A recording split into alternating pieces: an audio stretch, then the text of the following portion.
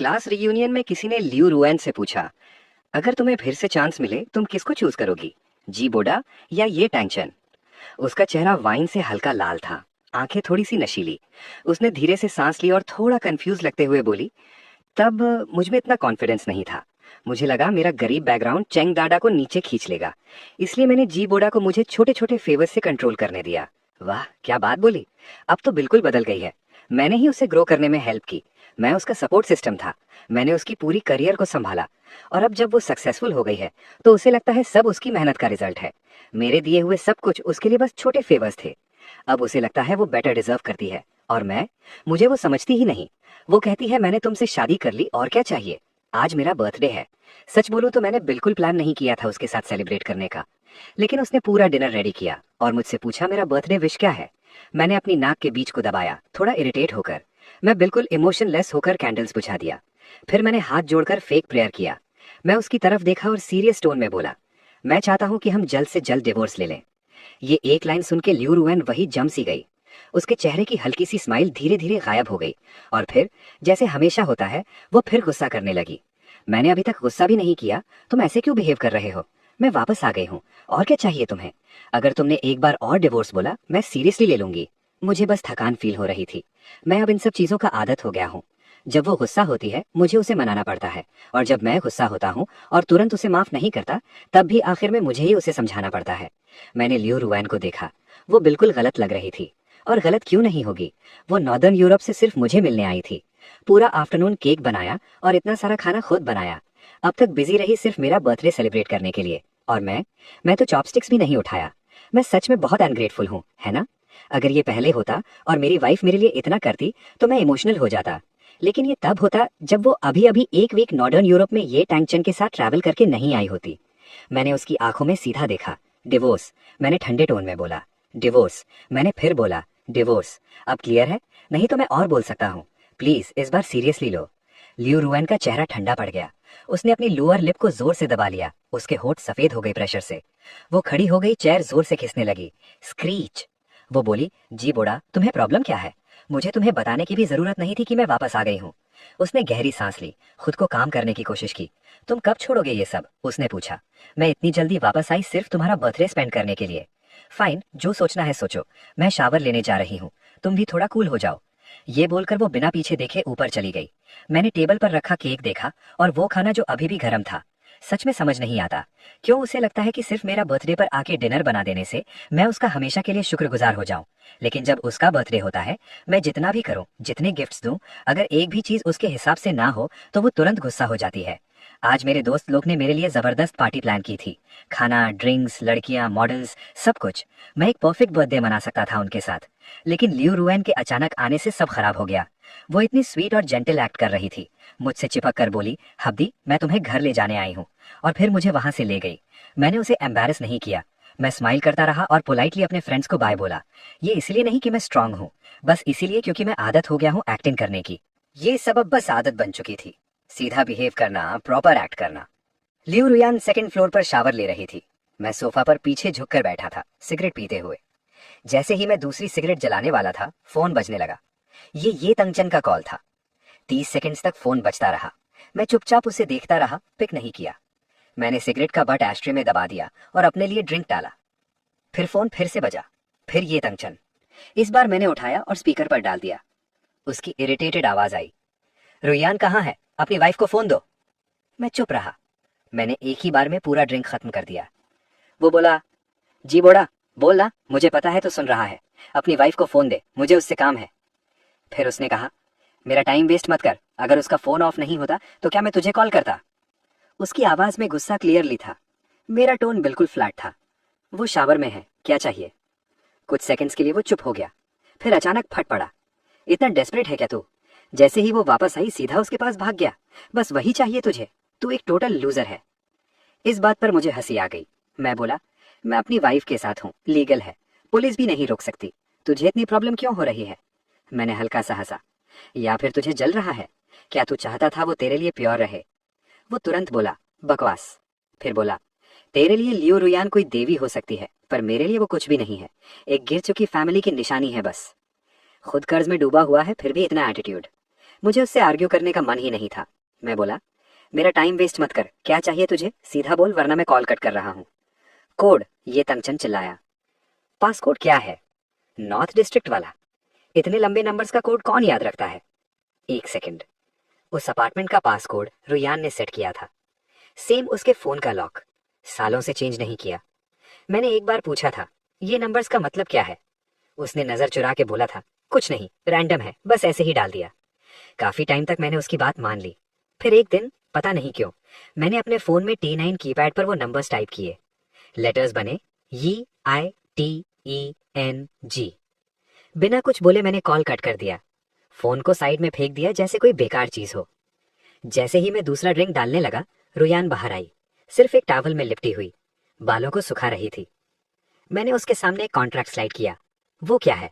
उसने कंफ्यूज होकर पूछा। डिवोर्स पेपर्स, मैंने कहा, साइन करो। रुयान ने ठंडी नजर से मुझे देखा। वो मुझे इग्नोर करके वाइन कैबिनेट की तरफ बढ़ने लगी। तब मैंने अचानक पूरा डिनर टेबल उलट दिया। बर्तनों के टूटने की आवाज सुबह की खामोशी में बहुत तेज गूंज उठी। रुयान का चेहरा गुस्से से लाल हो गया। तुम्हें प्रॉब्लम क्या है? वो चिल्लाई। सिर्फ इसलिए कि मैं ये तंगचन के साथ ट्रिप पर गई थी तुम डिवोर्स चाहते हो? मैं थोड़ा हंसा, पर उसमें ताना था। तू समझती क्या है खुद को? इतनी इंपॉर्टेंट मत समझ खुद को। ये पेपर्स या तो अभी चुपचाप साइन कर या बाद में साइन करेगी जब मैं तेरी रेपुटेशन खराब कर दूंगा। रुयान ने जोर से अपना होंठ दबा लिया और गुस्से में टॉवल जमीन पर फेंक दिया। तुम अनरीजनेबल हो, वो बोली। वो वापस ऊपर जाने लगी। तब मैंने बोला, ये तंगचन का कॉल आया था। वो तुरंत रुक गई। मैंने कहा, उसका फोन तुमसे कनेक्ट नहीं हो रहा, उसे पासकोड नहीं पता, वो बाहर लॉक्ड है। रुयान बीच कदम पर ही जम गई। उसका चेहरा एकदम पैनिक से भर गया। तुमने पहले क्यों नहीं बताया? क्या तुमने उसे कोड दे दिया? मैं क्यों दूंगा उससे? मेरा टोन ठंडा और बिल्कुल अलग था। रुयान का ब्राव और ज्यादा सिकुड़ गया। चेंग बस हमसे हेल्प मांगने आया है, वो ऑलमोस्ट कंप्लेन करते हुए बोली। तुम ऐसे क्यों बिहेव कर रहे हो? वो जल्दी जल्दी ऊपर कपड़े बदलने भागी, लेकिन इस बार मैं उससे तेज था। मैं अचानक आगे बढ़ा और उसके पैर के नीचे से किक मार दी। वो गिरने से पहले ही मैं उसके ऊपर था। मैंने उसके दोनों हाथ पकड़कर दबा दिए। रुयान जोर जोर से स्ट्रगल करने लगी, गुस्से से भरकर। जी बोदा, तुम क्या कर रहे हो? मैं उसके बिल्कुल पास झुक गया। कॉन्ट्रैक्ट उसके गाल पर थपथपाया। साइन करो इन पेपर्स को, मैंने दबाव भरी आवाज में कहा, वरना तुम इस घर से बाहर नहीं जाओगी। तुम्हारा प्यारा चंग बाहर सड़ता रहे। इस बार रुयान कुछ देर के लिए चुप हो गई, फिर धीरे से बोली, जानते हो मुझे तुम्हारी सबसे बुरी बात क्या लगती है? तुम्हें बस वायलेंस यूज करना आता है। मैं कुछ बोल नहीं पाया। उसने मुझे जैसे कोई गंदा इंसान बना दिया। लेकिन सच ये भी था कि वो पूरी तरह गलत नहीं थी। हमारी कहानी सिंपल नहीं थी। उन दिनों में जब हम बिल्कुल गरीब थे, हम एक ही बिल्डिंग में रहते थे, बस अलग फ्लोर्स पर। फिर भी हम कभी बात नहीं करते थे। मेरे फादर एक वीक इंसान थे। एक औरत ने उन्हें सब कुछ से लूट लिया और फिर उन्होंने बिल्डिंग से कूदकर अपनी जान दे दी। मेरे ग्रैंडफादर ने उस दिन एक लेसन ले लिया। उन्होंने मुझे सिखाया कि रियल मैन क्या होता है। उन्होंने मुझे नीचे वाले नेबर के पास बॉक्सिंग सीखने भेजा। वो नेबर एक प्रो कोच था, स्ट्रॉन्ग, मस्कुलर, लेकिन उसकी एक बेटी थी, बिल्कुल डेलिकेट, फ्रिजाइल। वो उसे प्रिंसेस की तरह ट्रीट करता था। वही थी ल्यू रोयान। तब मैं उसका ख्याल रखता था। मैंने सबको बोला था, वो मेरी है, मैं उसका प्रोटेक्टर हूँ। और मैं था भी 10 साल तक। फिर मेरे ग्रैंडफादर मर गए और उसके फादर भी। हम दोनों बस दो अनाथ बच गए। हमें एक दूसरे का सहारा बनना चाहिए था, लेकिन पता नहीं क्यों सब बदल गया। उसने मुझे दूर धकेलना शुरू कर दिया। मैं बेवकूफ नहीं था। मुझे समझ आ गया था कि वो मुझे नहीं चाहती, तो मैंने भी उसके पीछे जाना छोड़ दिया। उसके पास दिमाग था, लुक्स थे, लेकिन वो ठंडी थी, अलग सी। वो इतनी फ्रिजाइल थी कि किसी ग्रुप में फिट नहीं होती थी। मिडिल स्कूल में कुछ जेलस लड़कियों ने उसे टारगेट करना शुरू किया। एक दिन मैंने सुना, एक लड़की कुछ लोकल गूंज से कह रही थी, वो अपने आप को क्या समझती है, उसकी एक उंगली तोड़ देते हैं। रुयान की उंगलियां, वो लिखने के लिए बनी थी, उसके फ्यूचर के लिए। मैं उनके पीछे गया। कोच लियो ने जो कुछ सीखा था सब यूज किया। मैंने उन्हें ऐसा सबक सिखाया जो वो कभी नहीं भूलेंगे। मैं खुद भी काफी इंजर्ड हो गया था, लेकिन मुझे परवाह नहीं थी, मैं सह सकता हूँ। जब मैं लंगड़ाता हुआ स्टेयर्स चढ़ रहा था, रुयान अंधेरे में मेरा इंतजार कर रही थी। वो गुस्से में थी। उसने मुझे खींचकर अपने घर ले गई। फर्स्ट एड निकाला और मेरे वूंड्स ट्रीट करने लगी। उसके फादर के मरने के बाद मैं पहली बार उस घर में गया था। उसके फादर हीरो बनने की कोशिश में मरे थे। उनकी स्किल्स स्ट्रांग थी, पर सामने वाले के पास नाइफ था। वो नाइफ बार बार उनके पेट में घुसा। वो अपनी बेटी को लास्ट बार देख भी नहीं पाए। जिन लोगों को उन्होंने बचाया वो सब गायब हो गए, और जो उन्हें मार के गए उन्हें सजा तो मिली, लेकिन 1 रुपया भी कॉम्पेंसेट नहीं किया। रुयान अपने फादर की कब्र के सामने घुटनों पर बैठी रो रही थी। वो बोल रही थी, पापा बेवकूफ थे, ओवर कॉन्फिडेंट थे। फिर उसने कहा, सबसे ज्यादा नफरत मुझे उन लोगों से है जो सिर्फ वायलेंस जानते हैं। और उस दिन के बाद उसने मुझसे बात करना बंद कर दिया। उस दिन जब वो मेरे हाथ के जख्म साफ कर रही थी, उसकी आवाज सॉफ्ट थी। उसने कहा, जी बोदा, मेरे लिए लड़ना बंद करो। आज तक लियू रुयान ने मुझे ऐसे ट्रीट नहीं किया था। इस बार वो इतनी गुस्से में थी कि उसने बिना सोचे समझे पेपर्स पर अपना नाम साइन कर दिया, फिर डिवोर्स एग्रीमेंट जमीन पर फेंक दिया, कपड़े पहने और बिना पीछे देखे डोर जोर से बंद करके चली गई। मैं आराम से सोया, बिल्कुल टेंशन फ्री। जब मन किया तब उठा। फिर मैंने मूवर्स को कॉल किया, मेरा सारा सामान घर से निकालना स्टार्ट करने के लिए। जब लियू रुयान वापस आई तब मूवर्स एक बड़ा सा ऑयल पेंटिंग बाहर ले जा रहे थे। ये क्या कर रहे हो तुम लोग? किसने परमिशन दी इसे हाथ लगाने की? वो गाड़ी से उतरते ही दौड़ कर आई। उसका चेहरा गुस्से से भर गया था। वर्कर्स एक दूसरे को देखने लगे, कंफ्यूज्ड। मैं धीरे से बाहर आया। मैंने दी परमिशन, प्रॉब्लम? लियू रुयान ने अपना होंठ दबा लिया। जी बोधा, तुम पागल हो गए हो क्या? तभी एक और आवाज आई, वेट, ये पेंटिंग मेरी नहीं है क्या? यी टैंग चैंग गाड़ी से बाहर आया, पेंटिंग को देखकर खुश हो गया। रुयान, तुमने ही खरीदा था ना, मुझे बताया क्यों नहीं? लियू रुयान एकदम फ्रीज हो गई। उसने इंस्टिंक्ट से मेरी तरफ देखा। मैं हल्का सा मुस्कुराया। एक्चुअली ये मैंने खरीदा था, तब मैं अंधा था शायद। इस बकवास चीज पर लगभग 200 के उड़ा दिए। अब सोचता हूँ तो घिन आती है। ये सब तब की बात है जब लियो रुयान का इन्फ्लुएंसर करियर बस स्टार्ट हो रहा था। मैं दिन भर काम करता था, फिर घर आके उसके स्क्रिप्ट्स लिखता, वीडियोस एडिट करता। मैं हमेशा थका हुआ रहता था, फिर भी उसके लिए टाइम निकालता था। एक दिन वो मुझे आर्ट गैलरी ले गई। मुझे आर्ट के बारे में कुछ पता नहीं था, मास्टरपीस और नॉर्मल चीज में फर्क भी नहीं समझता था। लेकिन मैंने नोटिस किया, वो एक पेंटिंग के सामने बहुत देर तक खड़ी रही। जाते वक्त भी उसकी नजर उससे हट नहीं रही थी। तो मैंने पैसे उड़ा दिए और उस पेंटिंग को उसके बर्थडे पर गिफ्ट कर दिया। उसके बाद हम कई बार शिफ्ट हुए, घर बड़े होते गए, लेकिन वो पेंटिंग हमेशा साथ आई। मुझे लगा वह उसे इसलिए संभाल कर रखती है क्योंकि वो मेरा गिफ्ट है। जब तक वो हांगकांग नहीं गई थी कोलैब के लिए, यी टेंग चैंग के साथ। वहां उसने एक पेंटिंग बनाई और उसका सिग्नेचर बिल्कुल सेम था। उस मोमेंट में सब टूट गया, जैसे पूरी दुनिया एक सेकंड में बिखर गई हो। मैं काफी देर तक जमीन पर बैठा रहा, चेहरा सफेद, दांत इतने जोर से भींचे हुए कि मुंह में खून का टेस्ट आ रहा था। मेरी बात सुन के यी टेंग चैंग भड़क गया। वो दांत पीस कर मेरे तरफ आया। क्या प्रॉब्लम है तेरी, दोबारा बोल के दिखा। मैं हल्का सा हंसा। ये एक कचरा पीस है, ट्रैश, कंप्लीट ट्रैश। लो, 3 बार बोल दिया, अब क्या करेगा? वो पूरा गुस्से में था। लियू रुयान उसे रोकने की कोशिश कर रही थी, लेकिन वो कंट्रोल लूज कर रहा था। फिर अचानक थप्पड़। लियू रुयान ने उसे जोर से थप्पड़ मारा। ये टेंग चैंग शॉक में उसे देखने लगा। ये क्या था, तू किस साइड है? उसने उसे धक्का दिया और जाने लगा, लेकिन लियू रुयान ने उसका स्लीव पकड़ लिया, ऑलमोस्ट रिक्वेस्ट करते हुए बोली, हमें थोड़ी देर में डायरेक्टर वैंग से मिलना है, प्लीज काम हो जाओ, मैं सब एक्सप्लेन कर दूंगी, तुम गाड़ी में वेट करो। ये टेंग चैंग ने मुझे घूर के देखा, गुस्से से भरा हुआ, लेकिन फिर चुप हो गया। वो गाड़ी में बैठ गया। लियू रुयान कुछ बोलने वाली थी, लेकिन मैं उसे देखकर हल्का सा सार्कास्टिक स्माइल दिया। शायद उसे समझ नहीं आता, लेकिन मुझे सब पता है। तुम उसे रोक नहीं रही थी क्योंकि तुम डर रही थी कि मैं उसे हर्ट कर दूंगा। कितनी लॉयल प्रोटेक्टर हो ना, है ना? रिलैक्स, मैं उसे हाथ नहीं लगाऊंगा। मैं अपनी लाइफ किसी ऐसे कचरे के लिए बर्बाद नहीं करूंगा। लियू रुयान का एक्सप्रेशन एक सेकंड के लिए फ्रीज हो गया। वो थोड़ी हिचकिचा कर बोली, तुम क्या बोल रहे हो? मैं बस उसकी हेल्प कर रही हूँ, हमारा पास्ट है, अपनी गंदी सोच हम पर मत डालो। मेरे दिमाग में बस एक ही वर्ड आया, फेक। मैं ठंडी सी हंसी हंसा। अच्छा, तो बात ये नहीं थी कि तुम उससे शादी नहीं करना चाहती थी, बात ये थी कि तुम उसके लायक नहीं थी। ये टेंग चैंग उस वक्त एक रिच लड़का था, जब मैं और लियो रुयान दिन के सिर्फ 5 रुपए में गुजारा कर रहे थे। उसके एक जूते की प्राइस ही 30 के थी। ऐसे हाई सोसाइटी के लड़के से हमारा कभी मिलना भी नहीं चाहिए था। लेकिन उस साल वो हमारे स्कूल ट्रांसफर हो गया, फाइनल ईयर के लिए। गोल्डन बॉय, पैसा, स्टाइल, सब कुछ। और उसने सीधा लियो रुयान को टारगेट किया। हे, क्या मैं तुम्हारे पास बैठ सकता हूँ? रुयान बस घूर कर रह जाती। ये प्रॉब्लम सॉल्व करने में हेल्प करोगी? मैं बिजी हूँ, वो सीधा बोल देती। रुयान, मुझे तुम पसंद हो। मुझे तुम पसंद नहीं हो। बार बार रिजेक्ट होने के बाद उसका ईगो हर्ट हो गया। फिर उसने उसे बुली करना स्टार्ट किया। उसके एग्जाम पेपर्स पर पानी गिराना, खाने पर सूप गिराना, उसके चीप कपड़ों का मजाक बनाना और उस पर चोरी का इल्जाम लगाना। रुयान ने मुझे बोला था इंटरफियर मत करो, लेकिन मैं गया उसके पास। मैंने यी टेंग चैंग को वार्न किया, उससे दूर रहे वरना पछताएगा। उस दिन रुयान मुझ पर फट पड़ी। उसने मुझे फोर्स किया उससे माफी मांगने के लिए और खुद उसे हॉस्पिटल ले गई।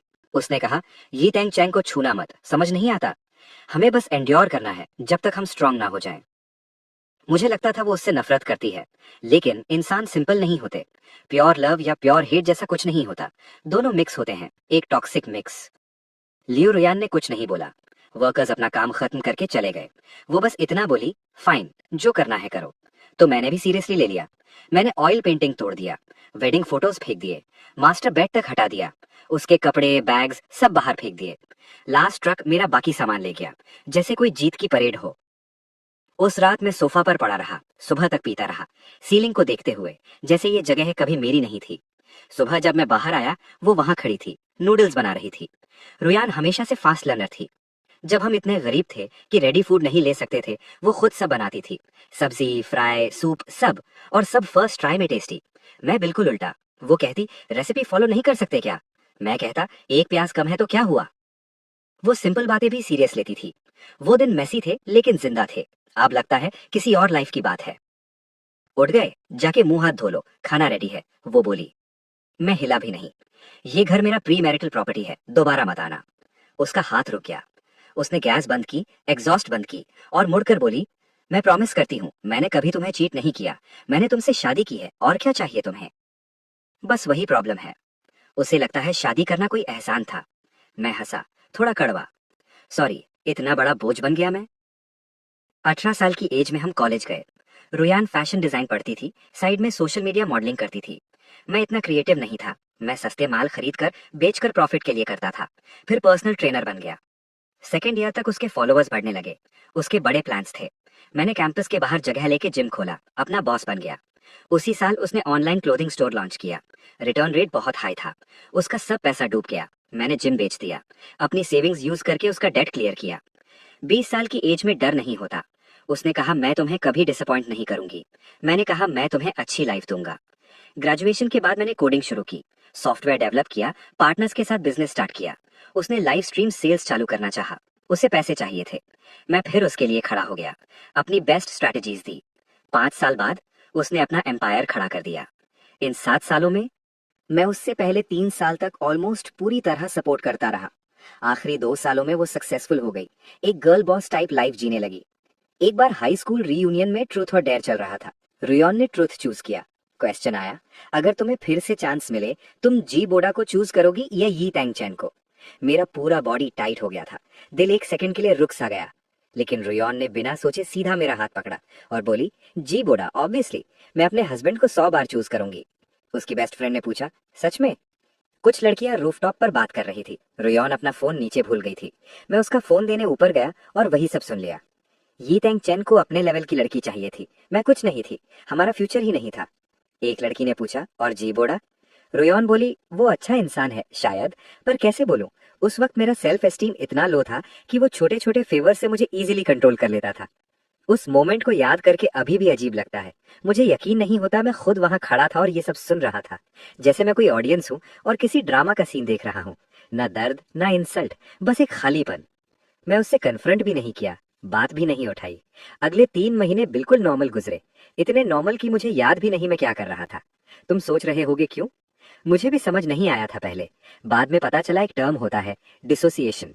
जब दर्द हद से ज्यादा हो जाता है, दिमाग खुद को बचाने के लिए इमोशन कट कर देता है, जैसे एक स्विच ऑफ हो जाता है। शायद मेरे साथ भी वही हुआ। मेरे ग्रैंडपा कहते थे, जिंदगी घास की तरह जीनी चाहिए, चाहे कितना भी कुचल दिया जाए, जब तक जान है तो दोबारा खड़ा हो सकता है। मैंने खुद को दोबारा बनाना स्टार्ट किया। पहले बॉडी, फिर स्किल्स, फिर माइंडसेट। जिम गया, बॉक्सिंग की, कॉम्पिटिशन्स में गया, फिर काम में घुस गया, बिजनेस को एक्सपैंड किया। मैं पहले एम्बिशियस नहीं था।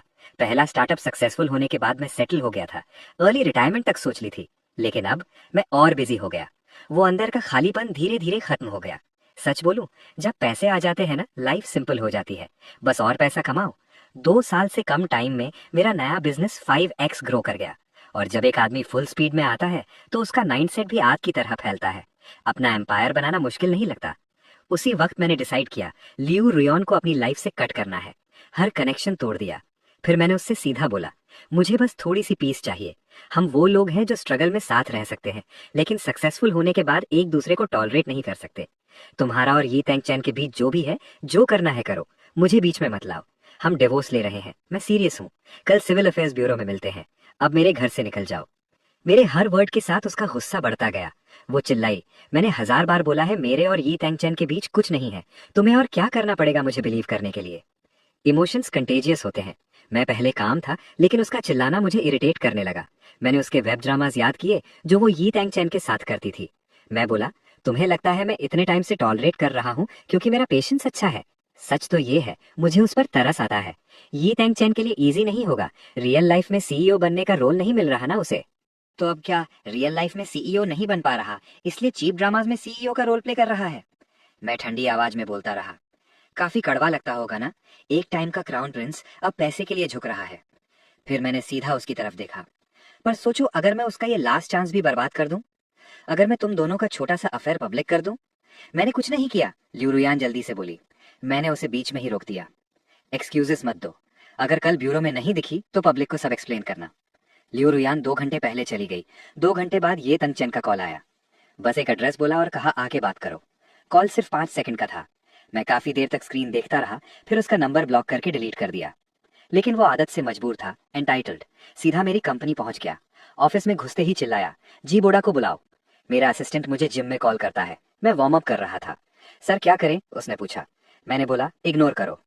फिर मैंने लियू रुयान को कॉल किया। उसने उठाया नहीं। मैं हंसा, थोड़ा तीखा। फिर मैंने उसके असिस्टेंट को कॉल किया। सर सब ठीक है, उसने पूछा। मैंने बोला लियू रुयान को बोलो अपने ये तंगचेन को कंट्रोल में रखे। अगर फिर ड्रामा किया मैं सब लीक कर दूंगा। कुछ मिनट बाद ये तंगचेन गुस्से में ऑफिस से बाहर निकला। जाते जाते मेरा कॉफी मग भी तोड़ दिया। सच कहूं, मुझे पता था वो क्या बोलता। वही पुरानी बातें, मैं लूजर हूं, वो लियू रुयान को टच भी नहीं करेगा और मेरा दिमाग गंदा है। झूठ को बार बार बोलो, एक टाइम बाद खुद ही सच लगने लगता है। अगले दिन सुबह 8 बजे मैं सिविल अफेयर्स ब्यूरो पहुंचा। 30 मिनट वेट किया, वो नहीं आई। मैंने कॉल किया। मैं कुछ बोलता उससे पहले ही उसकी अनॉयड आवाज आई, मैं शूटिंग में हूँ, वेट करो। मैं और 1 घंटा वेट करता रहा। बस फटने ही वाला था, तब लियू रुयान आई। लेकिन अकेली नहीं। गाड़ी से 2 लोग उतरे। मैं देखता रहा। ये तंगचेन भी साथ उतर रहा था। वो इरिटेटेड लग रहा था।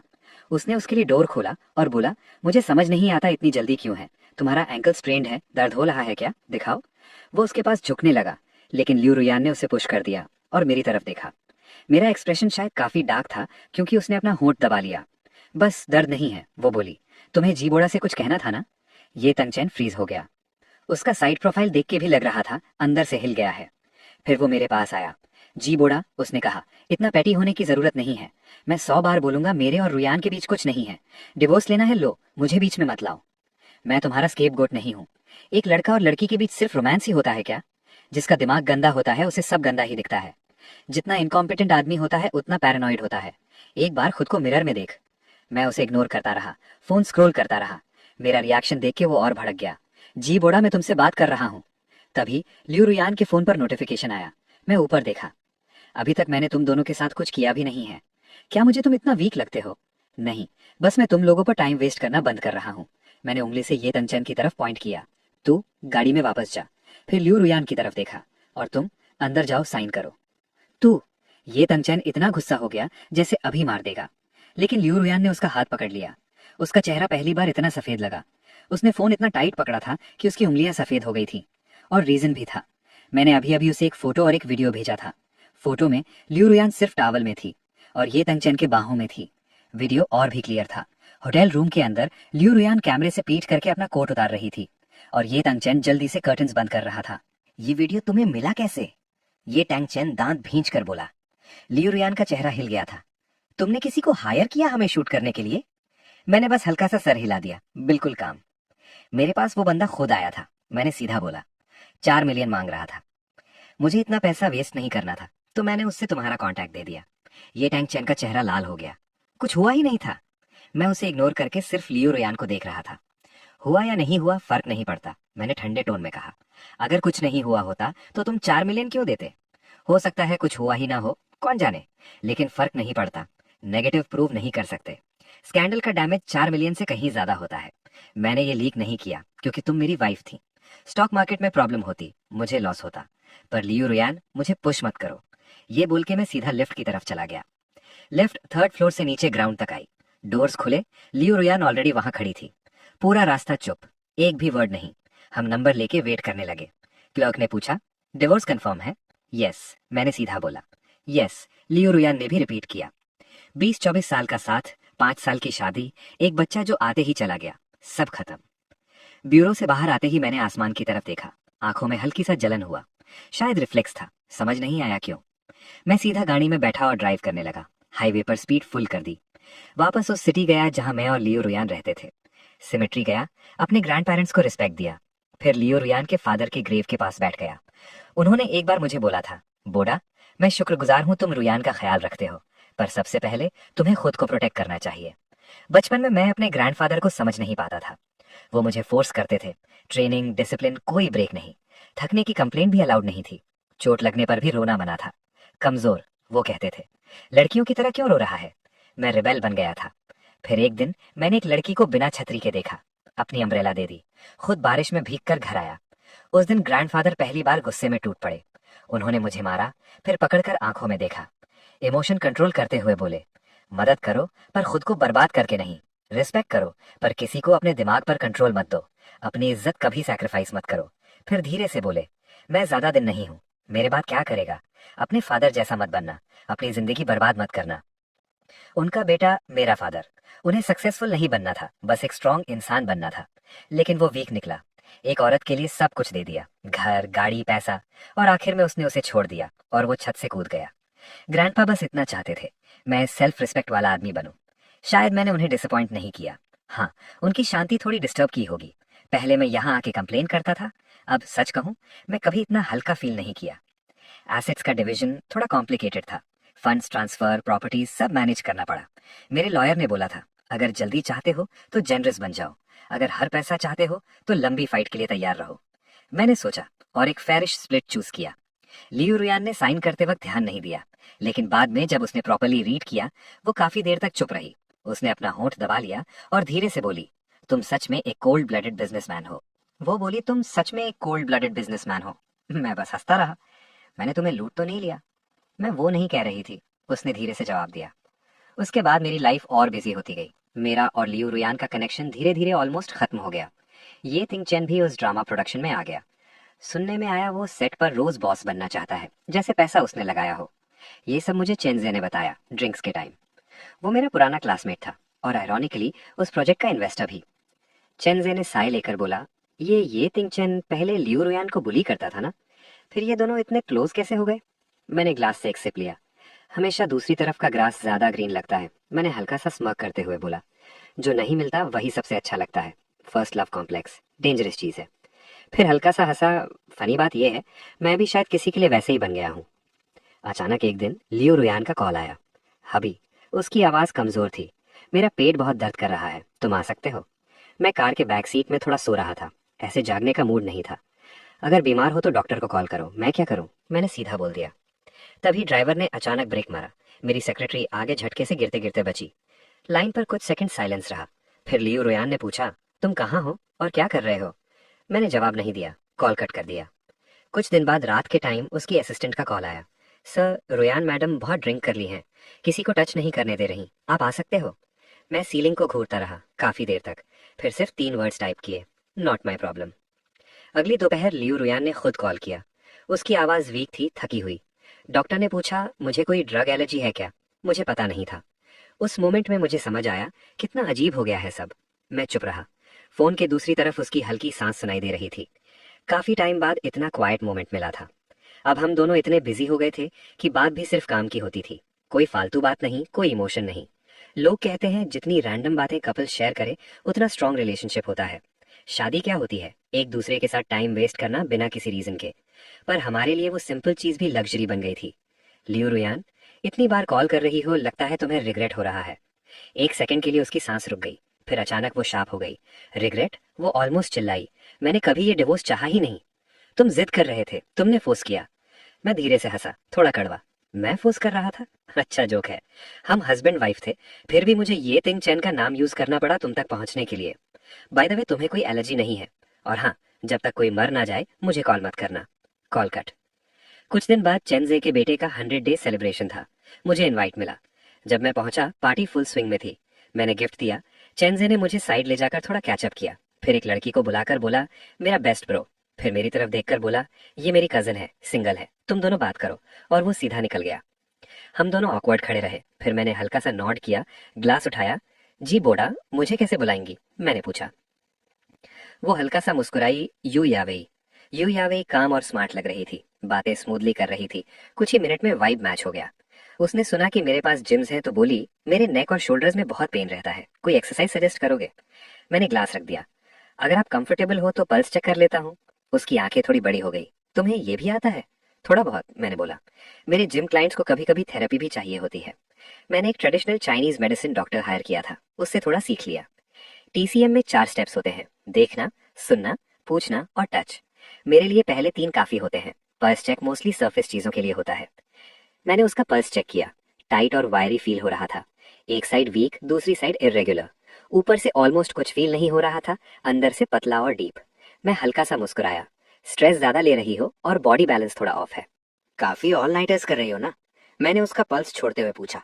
मिस यू, तुम्हारा लिवर जी ब्लॉक हो गया है। डेंजरस कुछ नहीं है, लेकिन अभी हेडेक हो रहा है, राइट? यू यावे की आंखें तुरंत बड़ी हो गई। बिल्कुल सही। मिस्टर जी, आप तो कमाल हो। थोड़ा माइग्रेन है, ज्यादा सीरियस नहीं। मैंने इधर उधर देखा। चलो थोड़ा क्वाइट जगह चलते हैं, मैंने कहा। मैं क्विक मसाज दे देता हूँ, थोड़ा रिलीफ मिलेगा। श्योर, उसने स्माइल के साथ कहा। हम लाउंज की तरफ बढ़ने लगे। तभी किसी ने मेरा हाथ पकड़ा। मैं मुड़कर देखता हूँ, लियो रुयान। उसका चेहरा टाइट था और वो सीधा यू यावे को घूर रही थी, बिल्कुल हॉस्टाइल। क्या चाहिए? मैंने सीधा पूछा। हमें बात करनी है, उसने कहा। यू यावे ने हम दोनों को देखा। मैं वेट करूं? मैंने हल्का सा स्माइल दिया। 1 मिनट। लेकिन लियो रुयान ऑलरेडी मुझे खींचकर बाहर ले जा रही थी। अब क्या है? मैंने इरिटेट होकर पूछा। वो लड़की कौन थी? उसने सीधा डिमांड किया। वो मेरे सवाल अवॉइड कर रही थी। क्लियरली फाइट चाहिए थी।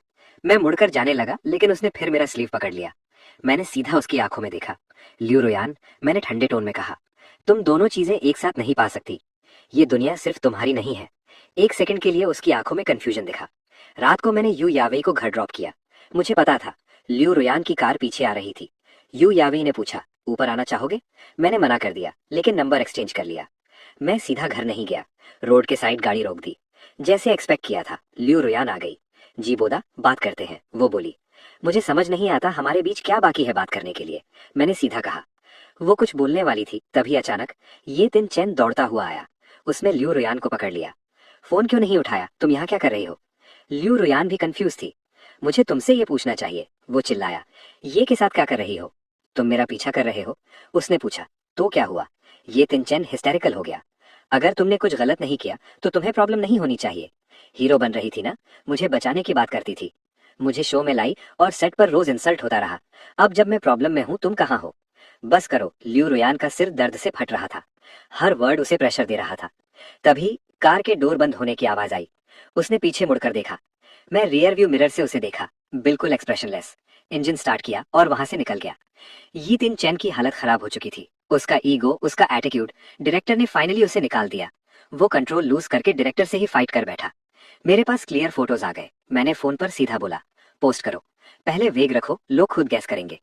मुझे पता था डिवोर्स इजी नहीं होता, इसलिए मुझे ये हिट स्ट्रॉन्ग बनाना था। परफेक्ट टाइमिंग थी। जल्दी ही न्यूज ट्रेंड होने लगी। एक एक्टर का सेट पर मेल्ट डाउन। इंटरनेट 2 पार्ट्स में डिवाइड हो गया। एक साइड सिस्टम के अगेंस्ट खड़ा हुआ है, दूसरी साइड रिच स्पॉइल ब्रैट। फिर क्रू मेंबर्स बोलने लगे, zero acting skills, notes follow नहीं करता, एरोगेंट, सबको नीचा समझता है। एक रिपोर्ट में तो ये भी आया उसने अपना लंच स्टाफ पर फेंक दिया। मैं बस वेट करता रहा, लियो रुयान रिएक्ट करेगी।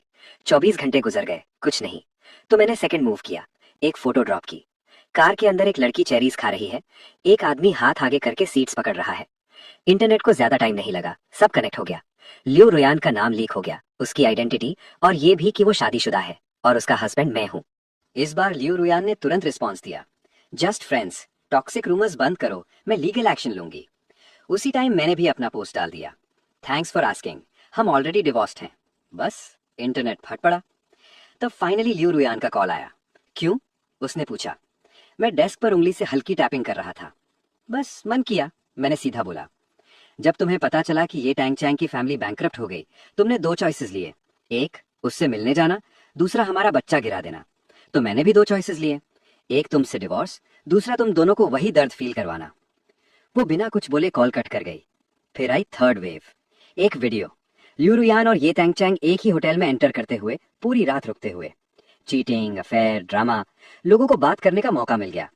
पर ये सब उन्हें बर्बाद करने के लिए नहीं था, सिर्फ उतना दर्द देने के लिए जितना मैंने फील किया था। उस दिन मुझे एक प्रीनेटल रिपोर्ट मिली थी, छुपी हुई।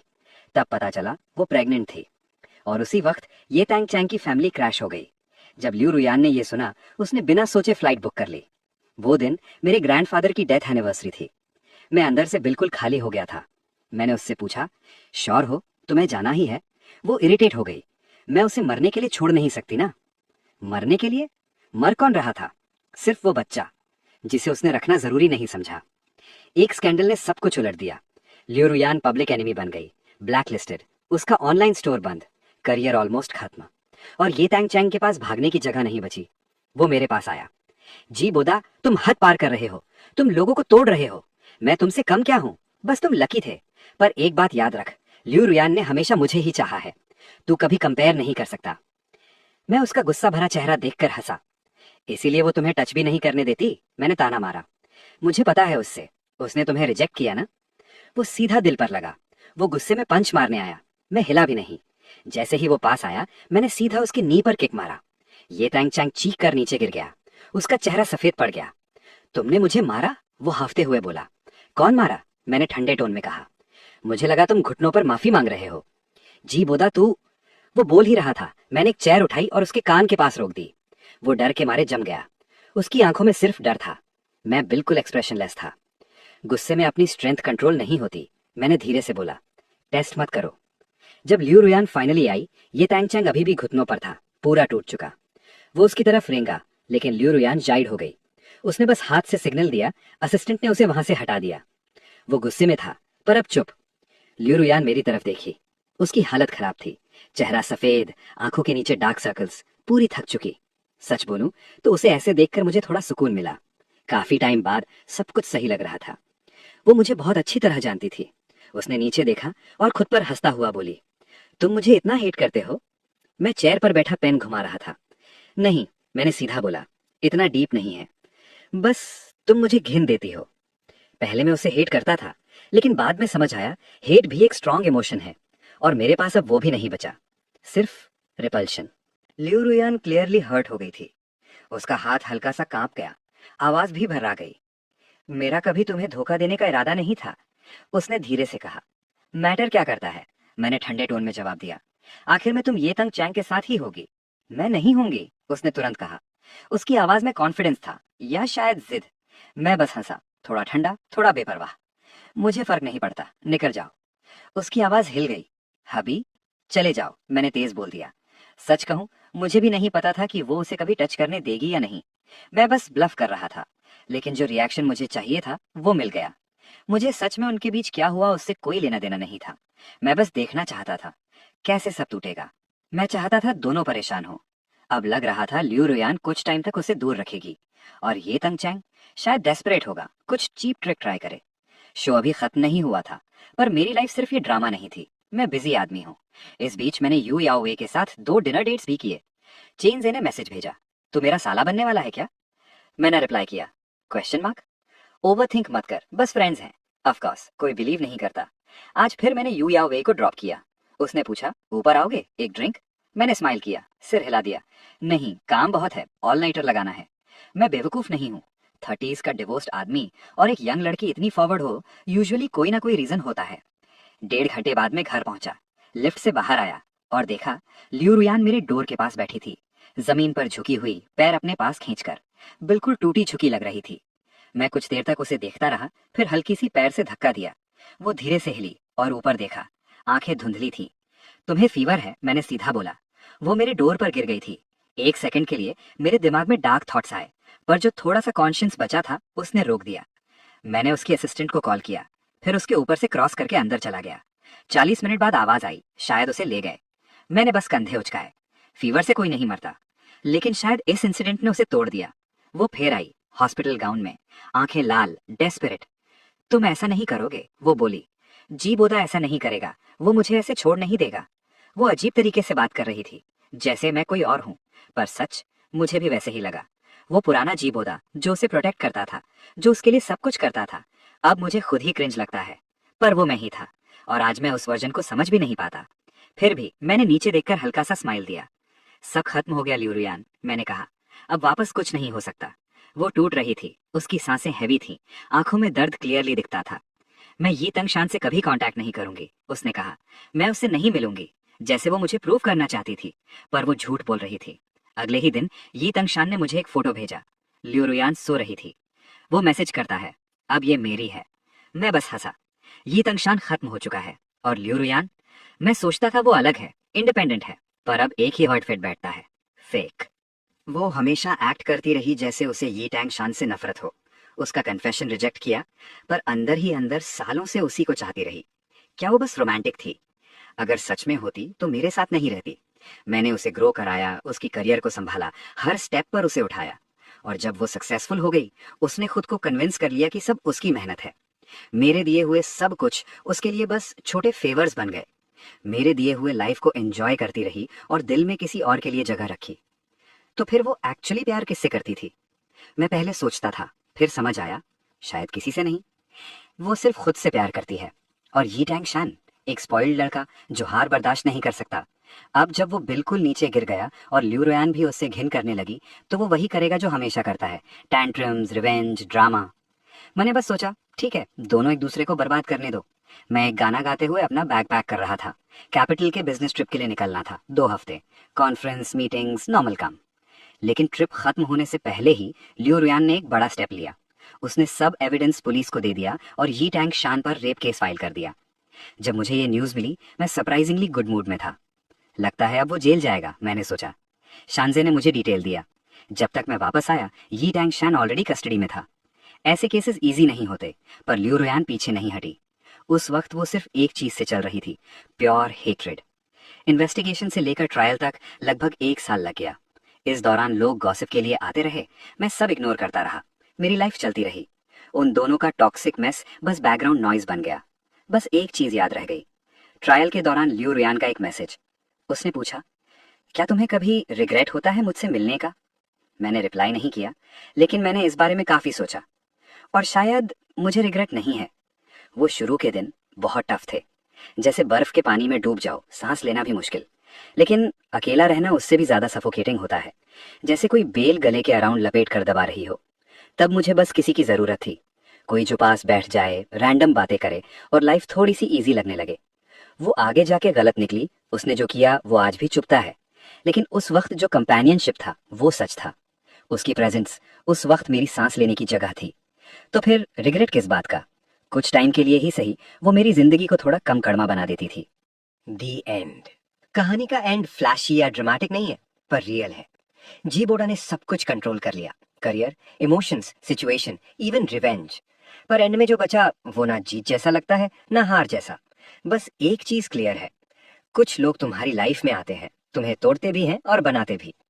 लियू रुयान उसके लिए दोनों थी, पेन भी और एक वक्त पर रीजन टू सर्वाइव भी। और शायद इसीलिए ना पूरा प्यार बचा, ना पूरी नफरत, सिर्फ एक थोड़ा सा खाली स्पेस जहां यादें रहती हैं, थोड़ी गर्म, थोड़ी चुभने वाली। जिंदगी आगे बढ़ गई, पर जो था वो सच था, बस वही।